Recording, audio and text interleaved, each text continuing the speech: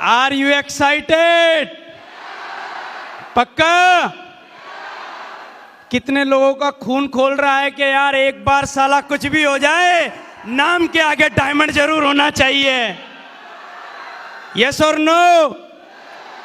दोस्तों, मैं कुछ भी बात चालू करूं उसके पहले मैं सबसे पहले भगवान का बहुत बहुत धन्यवाद देना चाहूंगा, क्योंकि शायद अगर उसकी मर्जी नहीं होती तो शायद मैं इंसान नहीं बनता और मुझे कभी सेफ शॉप में आने का मौका नहीं मिलता। यस और नो? और दोस्तों, उसके बाद मैं धन्यवाद देना चाहूंगा हिंदुस्तान की नंबर 1 कंपनी जो एक नितंगे नंगे गरीब आदमी को अमीर बनने का मौका देती है, जिसको साला दुनिया रिजेक्ट कर देती है, उसको एक ही कंपनी है जो सिलेक्ट करके डायमंड बना देती है, डायमंड बना देती है। Thank you very much. और उसके बाद एक ऐसा सिस्टम, जब आदमी इस कंपनी में जुड़ता है तो उसको बोलना नहीं आता, बात करना नहीं आता, लोग उसकी मजाक उड़ाते हैं, लोग उसका विरोध करते हैं और कई बार अंदर से आदमी टूट जाता है। लेकिन यहाँ का एजुकेशन सिस्टम और जितने भी हमारे ग्रेट मेंटर है वो आदमी को दोबारा हिम्मत देते हैं काम करने की और उसको ताकत देते हैं, और वो आदमी फील्ड में जाके फिर दोबारा बाउंस बैक करके दमदारी दिखाता है। यस और नो? तो मैं चाहता हूं हमारा number 1 system, success support system के लिए एक जोरदार ताली होनी चाहिए, जोरदार वाली। हमारे जितने भी जो हमारे ग्रेट मेंटर हैं, हमारे गुरु हैं, जो कि हमें पग पग पे संभालते हैं, हम जब भी टूटते हैं, हताश होते हैं, परेशान होते हैं, तो वो हमें गले से लगाते हैं और हमें दोबारा हिम्मत देते हैं, काम करने की ताकत देते हैं, काम करने की ऊर्जा देते हैं। ऐसे ग्रेट मेंटर हमारे जितने भी फ्रंट लाइन में जितने भी हमारे जो मेंटर हैं, उनके लिए एक बार जोरदार ताली होनी चाहिए, जोरदार वाली। दोस्तों, नाम तो आप जानते हो, नाम मेरा महेश कुमार सामरिया, बेसिकली ब्यावर का रहने वाला हूं और इस बिजनेस को आज के 6 साल पहले मुझे देखने का मौका मिला। और दोस्तों, जब ये बिजनेस मेरे सामने आया था, मैंने कभी भी सपनों में नहीं सोचा था कि मैं डायमंड बनूंगा। मैंने कभी नहीं सोचा था कि ये सब कुछ मेरी जिंदगी में होगा, लेकिन लगातार सिस्टम में चलता रहा, लगातार यहाँ जो बातें बताई गई उन बातों को लगातार मानता रहा और आज आपके सामने खड़ा हूँ। दोस्तों, धीरे धीरे काम करना चालू किया। शुरुआत में जब काम किया तो लोग जुड़ते नहीं थे, मजाक बनाते थे, विरोध करते थे, तो मेरे को एक आदमी को जोड़ने में 3 महीना लगा। कितना? एक आदमी को जोड़ने में 3 महीना लगा। और दोस्तों, 3 लोगों को जोड़ने में मेरे को 6 महीना लगा और मैं बहुत परेशान होता था। मेरे को ऐसा लगता था कि यार कब डायमंड बनूंगा, कब कुछ होगा, कब मैं सफल होऊंगा। दूर दूर तक सक्सेस नज़र नहीं आती थी, लोग जुड़ते नहीं थे। उसके बाद मैं मेरे सीनियर अपलाइन के पास जाता हूं और बोलता हूं, सर मेरे को काम बड़ा करना लेकिन लोग जुड़ते नहीं हैं। दोस्तों, उन्होंने मेरे को बोला, महेश जी, शाम को आपका अंडे का ठेला लगता है और शाम को ही लोग फ्री होते हैं, आपको इस ठेले को बंद करना पड़ेगा। क्या बोला? और दोस्तों, वो डिसीजन मेरी ज़िंदगी का सबसे बड़ा डिसीजन था, क्योंकि मेरा पूरा घर उस ठेले से चलता था। मेरी मम्मी यहाँ बैठी है, मेरे पापा यहाँ बैठे, आप पूछ सकते हो। पूरा घर उस ठेले से रोटेट होता था।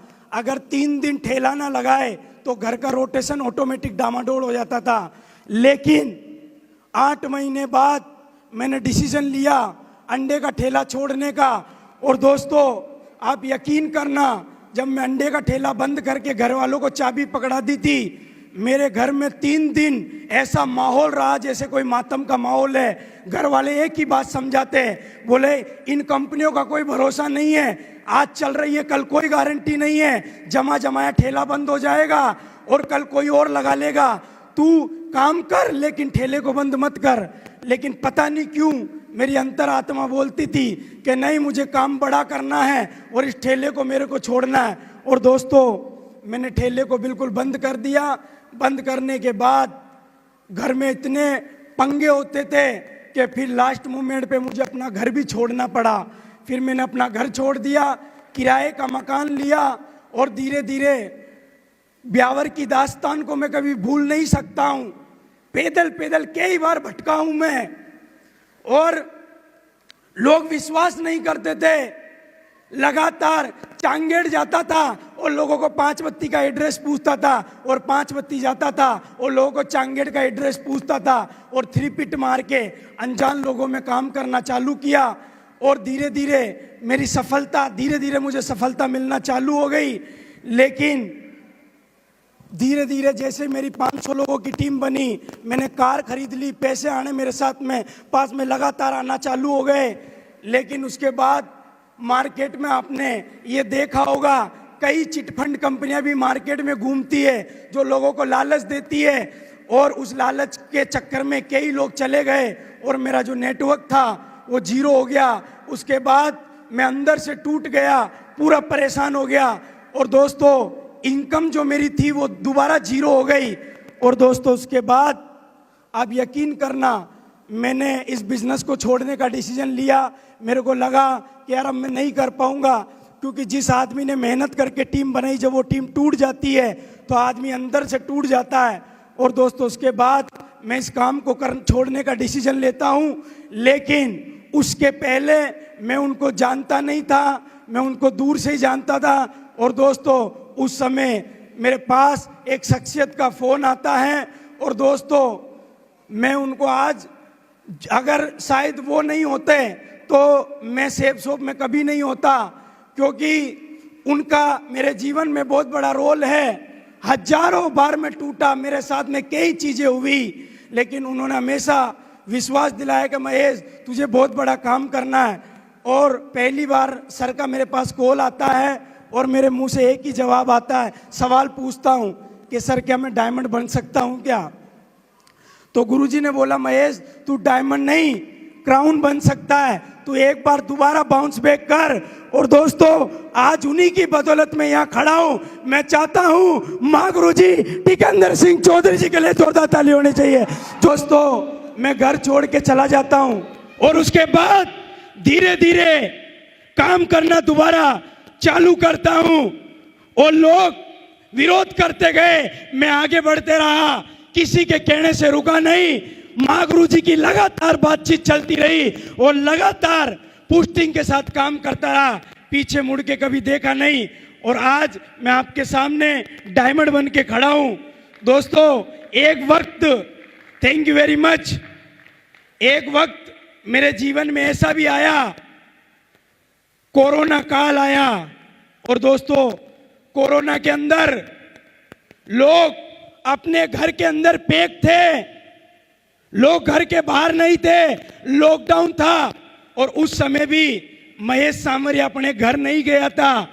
मेरे माँ बाप का फोन आता था मेरे पास, बोले बेटा घर आ जा, जिंदगी है तो जान है तो जान है, तुम घर आ जाओ। लेकिन दोस्तों कमिटमेंट पक्का था, इरादा पक्का था।